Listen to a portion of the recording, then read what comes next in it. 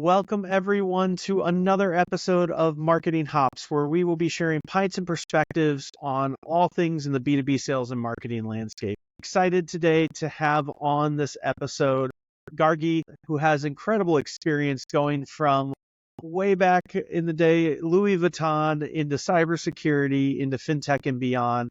Gargi, thanks so much for being on the show today. Yeah, thanks for having me, Jeff. So we always start with a cheers. What are you sipping on? What'd you bring to drink today? So I made my brother-in-law's kind of famous cocktail, an old fashioned. It's almost Friday here, Ooh. so Hey, I like it. What is your whiskey of choice? Woodford Reserve. So I don't know much about whiskey or bourbons, but apparently to my brother-in-law, that's a really good one. So it's really smooth and it tastes really good. A good staple. Did you do anything fancy with it? Smoke it or anything extra fancy, or keeping it with a simple one today? Just a simple one today. So I do have old-fashioned bitters in it and a fancy ice cube because you need to have a good ice cube for an old-fashioned. You do. Yeah. You do. That is a requirement, and a rocks glass, which I was happy to see. Well, I'm not as fancy. I'm drinking a staple here in the Northwest called Boundary Bay, the local brewery up north in Bellingham, Washington, and it's just their IPA. But thanks for being on the show. Excited to dive in. Cheers. So you've had a very kind of diverse career going across it from, down in early days with Louis Vuitton into, project management, marketing ops, all kinds of different backgrounds across that board. As you were making the shift in your career journey into really from being kind of this manager of teams to being, the senior executive, what was the biggest change or challenge that you encountered? Yeah, so I passed a role at NMI, FinTech company. That was probably the most challenging because I was brought in to basically build the demand gen growth function and build out the team as well. So it was very much juggling, trying to, get everything in place from a reporting standpoint, the ops standpoint, getting demand gen programs running, meeting with sales team, the sales leaders, while also scaling and hiring. And then 6 months in, I actually also inherited the SDR team. So it was exciting to kind of have the SDR team under my umbrella. I had previous experience too, like working closely with SDR teams. And so I got to manage the whole funnel of like demand gen, tracking, and then also getting our inside sales team on board to, follow up on what marketing's doing, but also having an outbound effort at scale. So I said that just challenging with most is just juggling a lot in the beginning when you're trying to grow really fast, but also build out a team. So, controversial question that gets debated all the time: where should the SDRs live after kind of experiencing it in both spots? I'm curious why. Yeah. So my take is it depends on the size of the company. So my traditional experience and where I'm passionate about is working really closely with sales, like sales teams and sales leadership. And I think a lot of times marketing leaders don't do that and sometimes work in a silo, like we're marketing, they're sales, we're doing our thing, they're doing their thing. So you do need to have that synergy and connection right up front. But for smaller companies that, are scaling, I think depending on the size of the sales team and the marketing org, living under marketing is beneficial as long as the leader understands sales. Going back to in college, I worked full time in luxury retail, which we're all commission. So I was very much on the hunt for sales in order to make, a good commission. So that helped me, I think, set me up for success, just understanding sales and what drives them. And then that helped me support my SDR team. Like, hey, it's not just about following up on inbound leads. It's also looking at where are they going to gain the most success. So let's, account plan, do some outbound prospecting in tandem with our inbound. Yeah, I think I like to go as far as say mandate, but pretty darn close to that. Say like that they almost regardless the size of organization that they should report into marketing because it makes marketing more accountable to the leads that they bring in because they got to get further down the funnel. It makes your team care a lot more about that as you go through that is like, hey, did these convert? Are these good? That feedback's coming straight to the marketing leader. And if it's just a lot of puff and stuff leads, they're going to feel that pain. The other end of the spectrum too is two different items on it. And I'd love your thoughts on this is number one, I've seen SDRs very often turn into like a sales ad. Okay, update CRM for me. And they're not doing those strategic efforts and things along those lines. But also, with just the way modern buying happens, you really should be outbounding to where you're creating air cover, right? And although you may not have somebody raise their hand and come fill out a form and all that kind of stuff, like, are they showing intent? Has this account been seen and maybe even interacting with our ads, right? That's a much better indicator for where an SDR should do their cold outreach to instead of something else. But I love having them over in the marketing world, because then it also makes sure your campaigns are effective. Everybody's thinking about getting stuff further down funnel, but it also creates kind of that accountability for marketing overall. Curious your thoughts on any of that.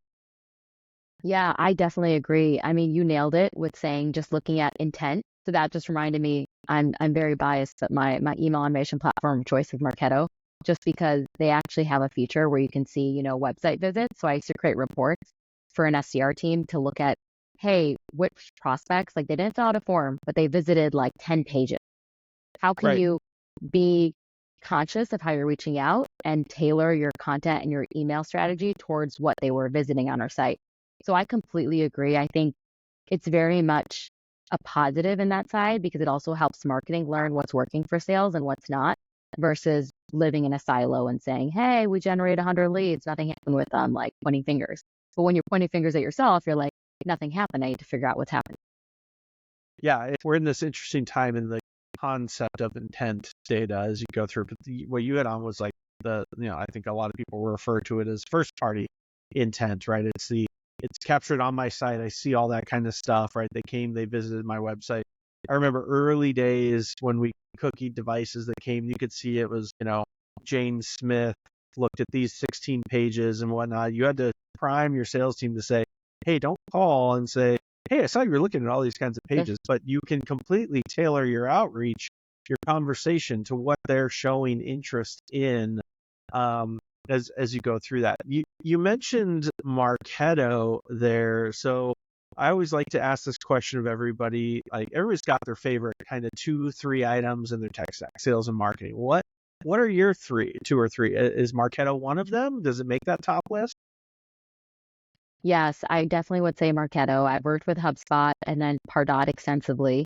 I think Marketo beats on a lot of fronts, and I'm probably biased because I have over 10 years of experience with Marketo. But yes, it's a very it's very outdated when you look at the platform and you're using it, but the features and what it can do, it's phenomenal compared to some other tools out there. All right, so that's for email and automation, that stuff. What else is on your list? Salesforce for sure. So reporting, all of that, managing your database. And then I would say outreach, but I don't know. I've heard kind of mixed signals with outreach now as it's evolved. And I've also used, I'm forgetting the name, but it was Salesforce High Velocity Sales. Maybe they named it something else, but it's basically kind of an outreach add-on that Salesforce offers. And so I used it actually at my previous company I was at. And it was actually helpful. Like, it actually was seamless for me to be able to support my SDR team and mass adding leads to sequences for them. So I think whatever works for the company and what they have, I think you can make it work for you as long as you're strong enough, like technically from a technical standpoint, to understand how to like what areas you need to focus on and levers you need to pull. No, I like that. It's interesting. Our audience is typically, it's feeling like we're 50-50 HubSpot CRM or Salesforce CRM. It's almost feeling like it's a religion at this point. Yeah, it's been interesting to listen to and watch over time on it. We might have to have that great debate someday. So you mentioned the technical side of it, and you've got a good background in kind of the ops side of the house there. As you think about, for marketing operations managers and people in that career, thinking about that career, what's critical? Like, how do you even approach that? Do I just need to know the systems? How do I become strategic? Like, as you think about marketing ops, what does that mean to you? Mm-hmm. No, yeah, great question. So I'm very an advocate of being strategic. So you can know a tool, but if you don't know what to look for and how to manage up and share new avenues for growth within the tech stack, then to me, you're just, it's more of like a supportive role where you're kind of doing tickets and requests and you're just supporting the team that way. Being strategic for an ops person, I think, is hugely important, and it's a make or break for a company, because your ops person is the one that is managing the data, right? They're making sure the data is clean. They're making sure getting rid of junk when junk is there. They're making sure they're raising their hand when they're seeing, hey, the demand gen growth team maybe is driving in too many junk leads. Like, we need to know that, otherwise that's wasted spend. And then, the third one is just also making sure they're partnering with sales ops and making sure, hey, are we matching with our reports? Are we, looking at what lead sales is bringing in versus marketing? Are we partnering together on it to make sure that we're, delivering success for the business overall, and then closing the gaps, right? Do we see the SLAs are not being met on lead, follow-ups? Where else can we accelerate in order to, gain more revenue in the immediate term, but also long term? I think a lot of companies get hung up on the, hey, we had that lead notification sent to sales, and sales like, Right. well, I didn't see it, or there's too much and I'm too busy. So it's just really, really being strategic and support it. So not just being a ticketed system where you're doing as requests come in, but hey, I noticed this gap. I think it's an avenue for us to fix. How can we do that together quickly? So I know one thing I always like to encourage my marketing ops teams and rev ops teams to do is ask why. Like, I'm not disagreeing. I just want to understand why. Like, what are we trying to accomplish? Because there might also be a more efficient way, a more effective way than what, because you just may not know it, right? As a non-technical user of these systems and things like that. But way I always love to, my marketing ops team has saved me more times than I can count. And I always say, I'm going to ask for the moon, and I need you to tell me what reality is. It's like, I'll tell you what I want, because systems are Yeah. limited. Data is dirty. I love to always, like, raise your hand if you feel, that your Salesforce data is clean, and no hands in the room ever anytime you ask that question. Yeah. And that's just the reality of it. But like, asking why and seeking that next level of understanding is something, I think, to your point, it's kind of a line between being just an operator that's doing that ticketing system and kind of getting to that strategic mindset. As For sure. you have advanced through your career on stuff, what have become kind of your go-to metrics to prove marketing's value, to create those feedback loops? Like, what are the right metrics companies should be looking at?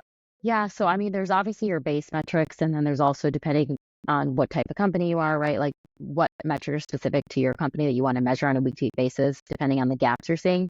But obviously, the main metrics I would be looking at for a week-over-week basis would be, what number of MQLs we're bringing in. And before that is also like what engaged leads we're bringing in, right? Then we know, directionally they should be MQLing soon. And that's an avenue for us to, continuously engage them to hit that score to MQL. And then looking at SLAs, like how many leads are sitting in use status versus sales accepted versus disqualified or junk or bad data. That's a huge metric, because that gives us initially insight into, are we generating bad leads? Are we generating good leads that the sales team is working? Or are sales just not able to follow up in a timely manner with the leads? And so they're sitting stuck. How can we help accelerate that? And then, of course, the main metrics, which I, would always work with sales leaders to share on our weekly sales and marketing forecast calls, was pipeline. So what pipeline are we generating? Usually it's, depending on the company, measured above stage 2 or stage 3 opportunities. And then also revenue, like how much closed revenue have we had? And then I love, and my reports and dashboard in Salesforce, I'd have the little, measurement to say, The hey, we're dial. 50% to goal, we're 80% to goal. I love that, because it actually motivates me to say, hey, we're under, hey, we're actually right on track. And it's really exciting, and it helps motivate the team as well. Yeah, you have to learn to adjust your yellow band in there, because I always had, it was like green was, you would do really, really well, but you're still in yellow, because like green Yeah. was like the stretch metric and stuff. So you have to learn how to tinker with those, because otherwise it can become demotivating as If you it's go not in the through right that. color, yeah. Yeah, exactly. So one question that comes up a lot, and you've probably faced this, is kind of, I'll say attribution. That's kind of a dirty word a little bit, but it's right. Like, if you're looking at pipeline generation and stuff, in living in the marketing ops land, how have you gone about kind of taking, like, does marketing take credit for, not take credit for, all that kind of stuff as you're engaging with your sales team? How have you solved that problem? Yeah, that's a problem everywhere. And again, I hate to keep going back to, it depends on the nature of the business, the sales cycle. There's so many like other factors that account for that.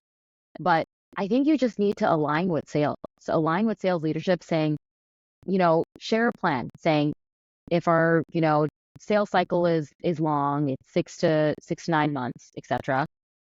We have leads that we're continuously engaging. Is it the last touch that drives them, like, or is it the first touch?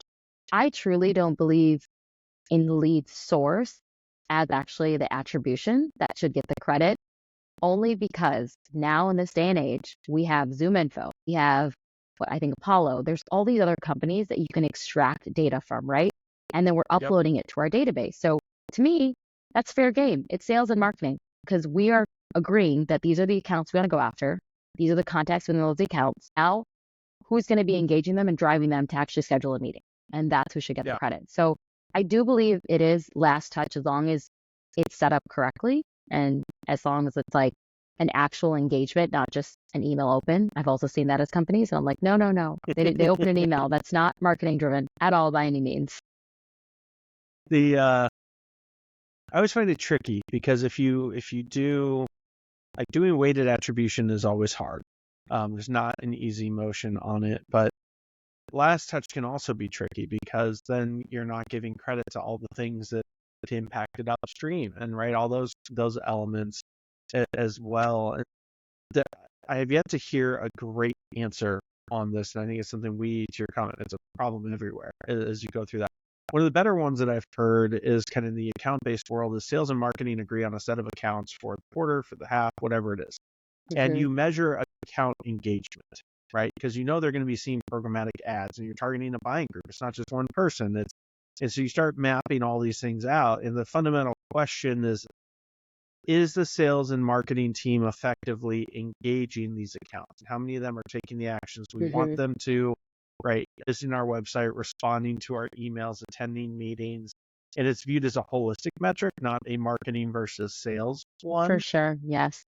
And so if you can get your sales leaders to agree to that, Hillary, she works at Snowflake, has a whole book on this called Busting Silos, where they did it. And that's where I kind of got that idea from. And I think it's the best one I've come across, because then marketing can look at the individual tactics and be like, hey, out of all the accounts that we're winning, these 3 tactics never show up. We should stop spending. But that doesn't mean that, they may not be your last touch or things like that. But if you're seeing consistent tactics in what the deals that are winning, it's not a bad idea to keep doing this, right? You don't want to cut them. No, definitely. No, I do love that. Like if it's an ABM strategy, working on the same list of accounts, definitely it's a sales and marketing effort together. So you hit on the sum as like a strategic element of marketing ops, but one thing I found in my career is very often, right, demand gen, they're quick, they're trying to get stuff out the door, they're moving fast, and ops can be a little bit slower and reactive, and that can create some friction between those teams. Like you mentioned being proactive before, but how can those teams work tighter together? Yeah, so I completely agree. I've been in organizations, where it's harder to move things fast, and demand gen always wants to move fast. I think what helps is, doing sprints. I've worked at an organization where it worked really well, where we would do 2-week sprints and we would lay out the project plan and it was visible to everyone across the team. And then we had a weekly 15-minute stand-up call where we would take the first 2 minutes of the call to flag any projects that we had questions on. So if our name wasn't even tied to them and you had a question on it, it was fair game just to get everyone visibility and on the same page. And that helped a lot because then it showed directionally, hey, your goals are tied to completing these projects in the sprint. And so there's a roll up, right? And so if you're focusing 80% of your time or more than 50% of your time that week, not on the project that's on the sprint that you're assigned to, then obviously you're not headed in the direction you should be going. So it was very easily visible to everyone across the team. So there was no confusion, no questions. And I think it helped and we accomplished a lot that way. Yeah, I'm a big fan of the agile approach. You can stub your toe pretty heavy with it if you don't do it right, but that focus on what are the top priorities for this week or this sprint as you go through that, making sure everybody's on the same page and moving forward on that. So if you flip that door to the other side, right, you've got marketing ops, you've got sales ops. There's obviously a big trend around right now around this concept of rev ops, bringing them both together. Kind of what's your opinion on that? Is rev ops the future, or kind of how do you work well with that marketing ops, sales ops dynamic? Yeah, so I think I'm blessed because when I was actually at a startup, we didn't have a CMO. Our teams were small. And so as the one demand gen person, I actually rolled into our head of field ops. So I got to basically have visibility into that and also the support from the ops team. As they evolved though and they grew, it obviously separated. Marketing grew. We had a CMO and very different separate teams. And then revenue ops came in as well. I think how to partner is, I always say, give the business case. It's just like when people buy, right? You want to explain to them fully the reason behind you want to make a change or you want to move forward on a project. And so showing them, hey, how will this benefit your team, our team, and the whole entire organization, I think helps get everyone on the same page versus coming to them and saying, yeah, I need this update because it helps me do X, Y, and Z, or it helps me report on this. So I think that's a big one. It's just partnering with them, explaining to them why you need it, explaining to them why it matters to them, what changes, how it will affect their team, and then how will it affect the overall business. And of course, giving credit where credit's due, because I've also seen that. If you're partnering with another team, make sure it's a team effort and you're expressing that, if you're sharing that with your executive leader on a company-wide meeting. Yeah. No, I like that a lot. I mean, I think it goes back to that just being strategic, right? The understanding the why component on that, and then making sure you're in lockstep on it, because also like they may need data that you need, and that communication is critical. Mm-hmm. Yeah, I feel like that carries forward though, like agile kind of that getting these big projects going, sharing data. Yeah. Yeah. How, as you look at kind of campaigns and getting things up and going and executing these projects, like where have you stubbed your toes? What are lessons learned there as kind of the project management side of all of this too?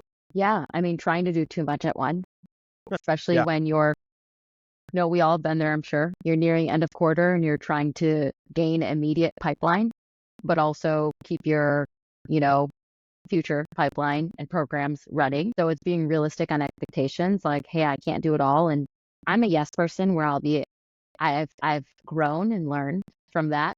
But early on, it was yes to everything. Like, yep, could do it. And like burning the midnight oil and trying to get it all done. It's not scalable. And so it's really being like, hey, what's our lowest hanging fruit that I know this will drive immediate results, and ignore the rest, and like table that. Don't like completely forget about it, but table it for the next conversation at the start of the quarter to see if it's something we want to start moving across later on.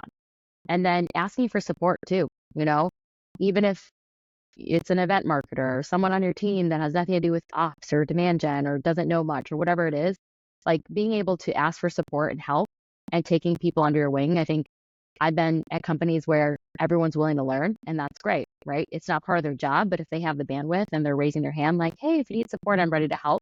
It's taking that, not being like, hey, this is mine, because it's not mine. We're a team. Whatever goal we get to, like, we're all winning. Yeah. I'm sure the fear on that though can sometimes be like they may not know, especially on the technical side. It's one thing asking somebody to put a first draft together. It's another thing to like upload a lead list and not create like 40,000 duplicates. No, I completely agree. But actually, thankfully, grateful for Slack and video and all of that. I've done that where I've just, recorded a quick video, if I have to upload all these lead lists by end of quarter, and like getting someone on the team to do it and follow step by step. So yes, errors are going to happen, but if it helps get things done quicker, I'm all for it. Just probably having some grace there as you go through that. How do you prioritize and not take on too much? I mean, I was laughing. There was a Marcoux cartoon that came out not too long ago, and it was just one guy around the table, empty chairs, and it's like, all right, we're gonna do more with less again. And there was no more, no less to give at that point on that. Like, how do you balance that? What are the tips and tricks you've learned to strike that balance? Again, I know I mentioned asking for help, which I did not do a lot, I know, in my career. And so I've learned the hard way is just when you're trying to do everything yourself, you're prone to make more mistakes, right? Because you're trying to run in too many different directions, get everything done quickly and efficiently.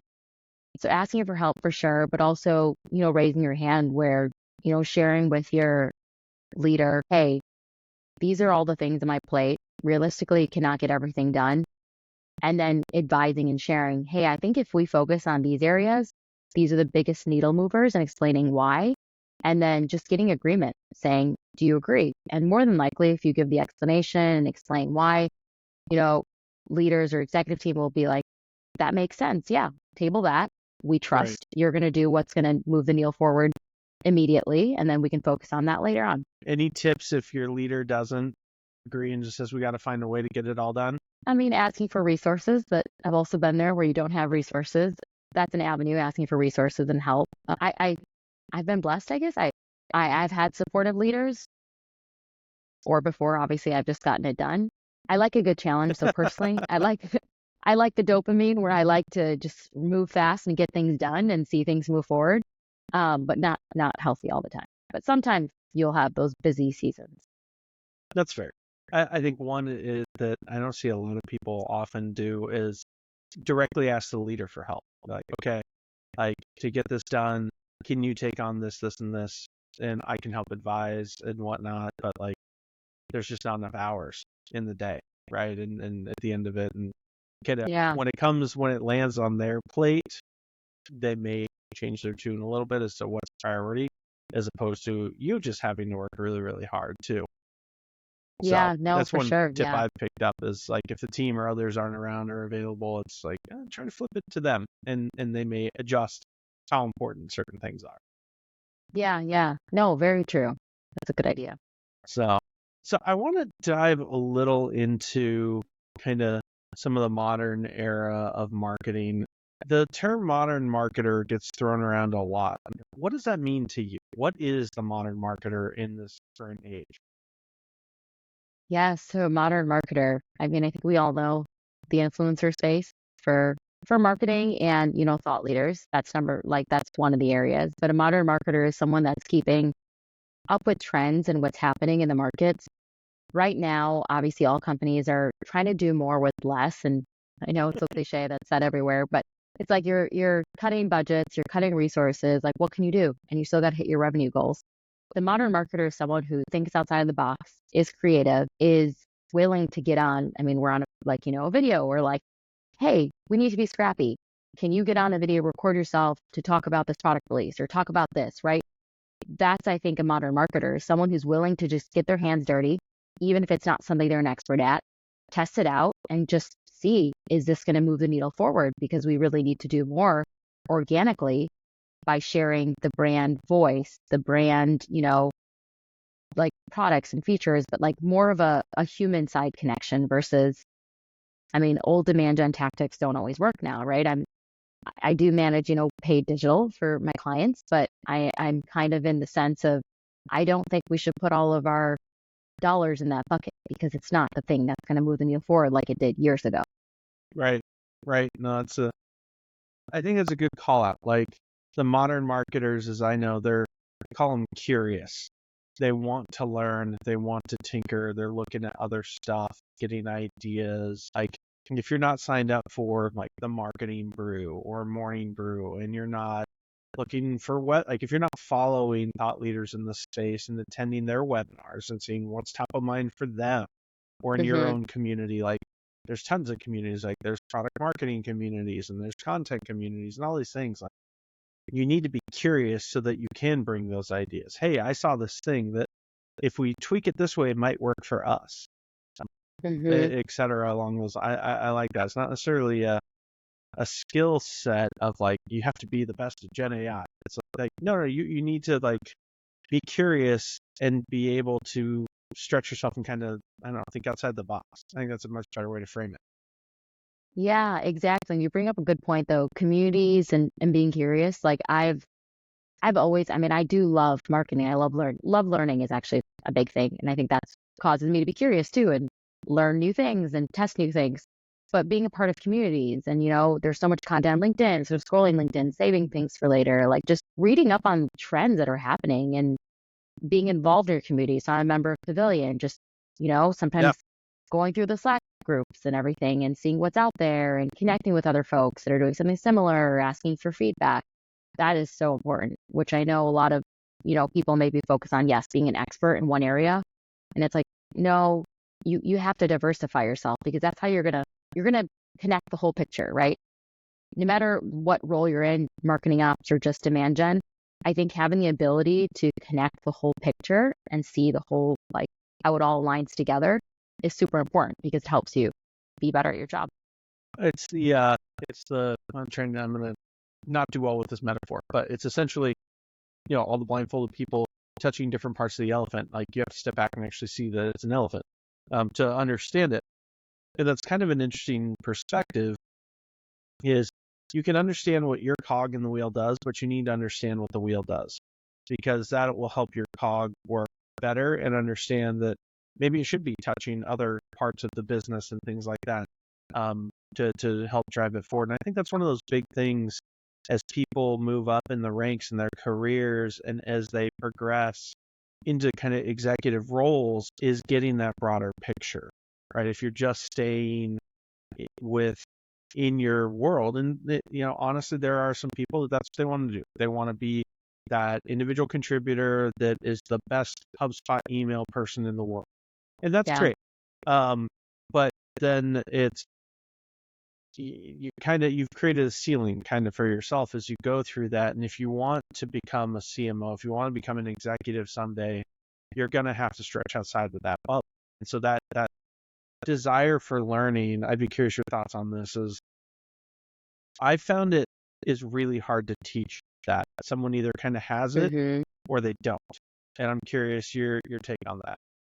Yes, no, for sure. It can't be taught. It's someone that it's just innately a part of them, and that's who they are. And it reminds me of actually an old manager and mentor that when we'd interview folks, he had like an actual, doc that listed out that. And one of the key things he would look for is what you mentioned, someone who's curious, someone who wants to learn, because those are the folks that you can actually mold and teach and they want to grow versus someone who's like, hey, I know this, I want to do this, and that's all I want to do.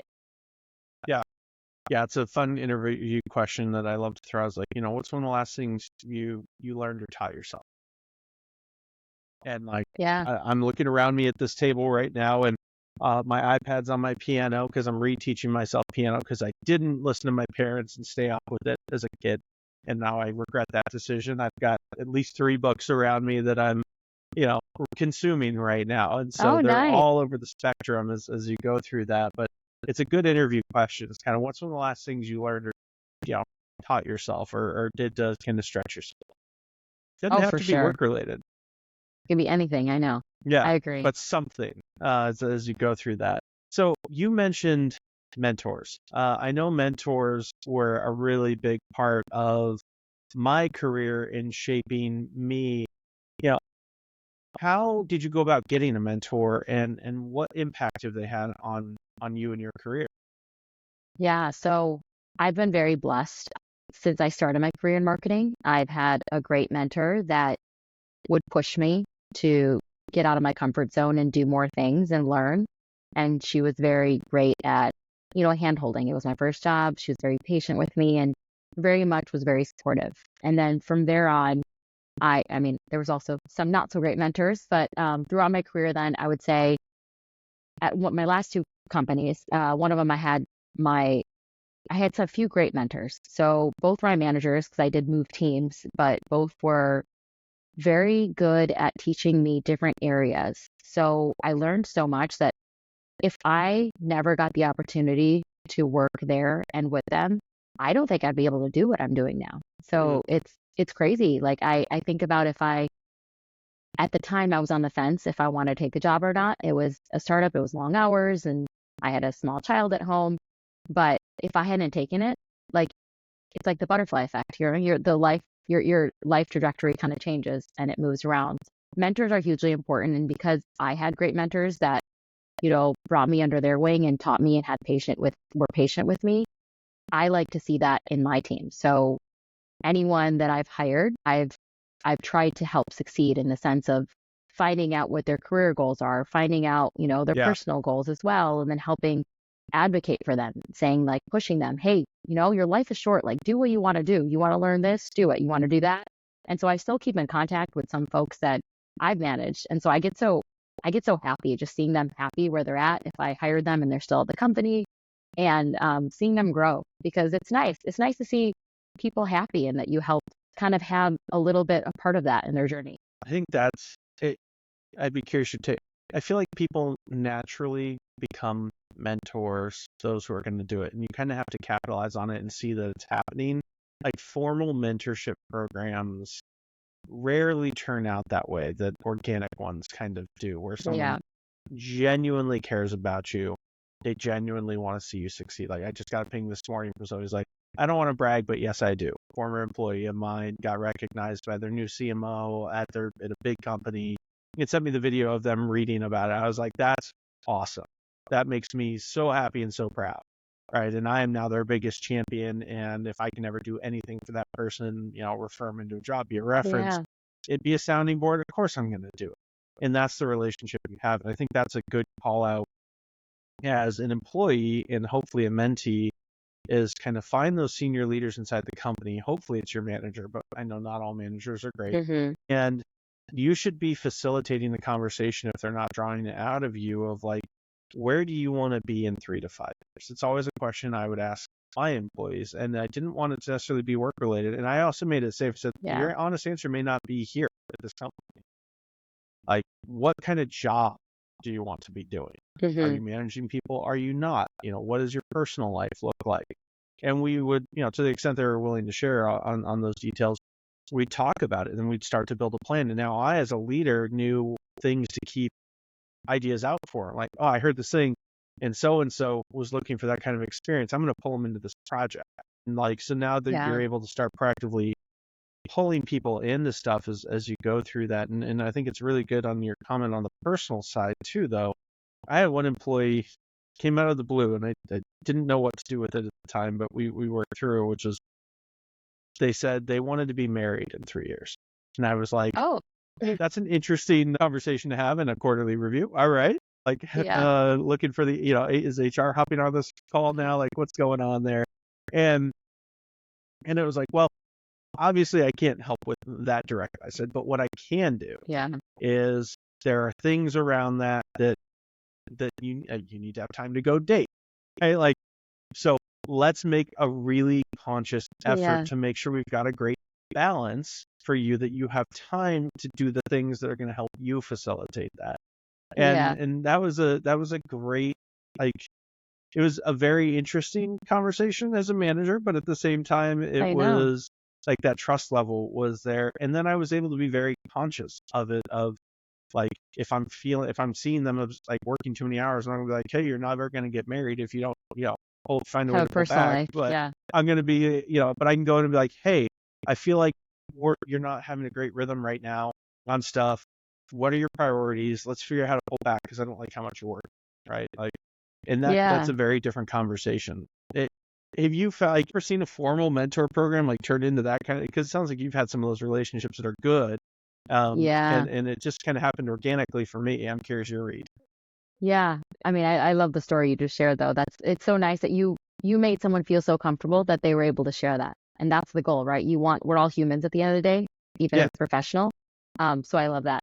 But yeah, professionally, I did do, I'm trying to think, maybe it was through the community I'm part of, but I did do a mentorship early on, I think, when I joined.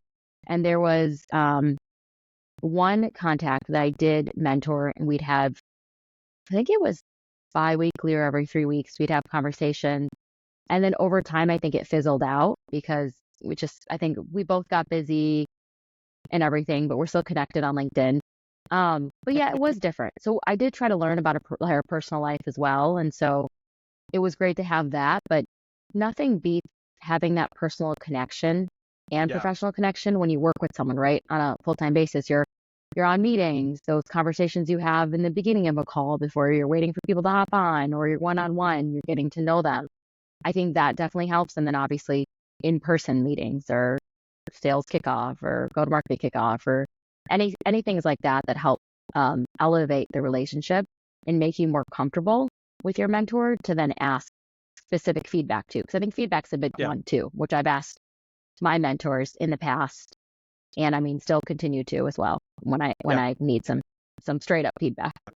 You have to be okay taking that though, and that's a part that is if you are defensive once, you will train them that you cannot take that feedback.